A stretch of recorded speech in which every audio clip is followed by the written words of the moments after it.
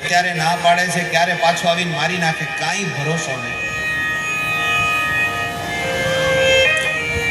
આજે ટેકો જાહેર કરે છે, કાલ સવારે ટેકો પાછો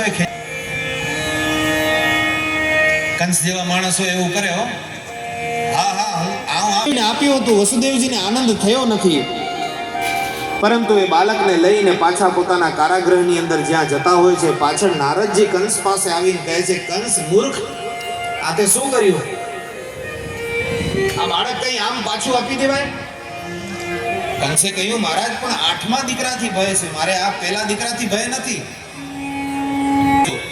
8માંથી ગણીશ, 8મા ને જો પહેલો ગણીશ તો આ પહેલું છે ને, ઈ જ 8મો થશે. આ રીતે આખું જે ચક્ર બતાવ્યું કે જો ગોલ ગોલ 8 દીકરા ઊભા હોય, એનામાં પહેલો કયો ને 8મો કયો, ઘણી બધી વાતો કરીને કંસનું માથું ફેરવી નાખ્યું નારદજીએ. એટલે કંસે નારદજીને પૂછ્યું, તો શું કરું, એ બાળકને મારી નાખું? નારદજી કે નારાયણ નારાયણ, એ હું ન કહું કે તું મારી નાખ, એ પછી તારે જે કરવું હોય એ કર. કારણ કે આ બધા દેવતાઓ છે, પહેલાને 8મો બનાવી નાખે ને 8માને કંસનું માથું ફેરવી નારદજી જતા રહ્યા. પરીક્ષિત પૂછે છે, બાબા આવું નારદજીને કરવાની જરૂર શું પડી? એક બાળક બચતું હતું તો એનામાં વાંધો શું હતો?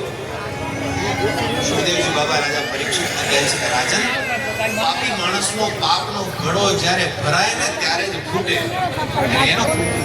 અને કંસ જઈ અને દોડ મૂકી અને વસુદેવજીના હાથમાંથી બાળક છીનવી લઈને ભીતમાં પછાડી અને પહેલા પુત્રની, વસુદેવજીના પુત્રની હત્યા કરી નાખી. આમ એક પછી 6 પુત્ર.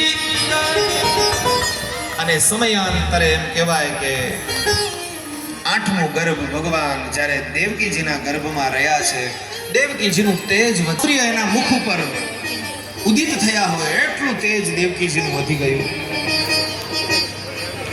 ધીરે ધીરે સમય આવતો ગયો, અષાઢ મહિનો આવ્યો અને શ્રાવણમાં ભગવાનનો આરંભ, મેઘ મલારંભ. મેઘલાઓ મીટ માંડીને ઉપર બેઠા હતા કે ક્યારે ભગવાન આવે અને ક્યારે અમે વરસીએ. મોરલાઓ ટહુકાર કરવા લાગ્યા છે અને ઝીણો વરસાદ પડી રહ્યો છે. અત્યારે પણ જુઓ, ભગવાન આવવાના છે ને વાતાવરણ એવું જ બની ગયું છે. ઝીણો વરસાદ પડી રહ્યો ભાવ છે.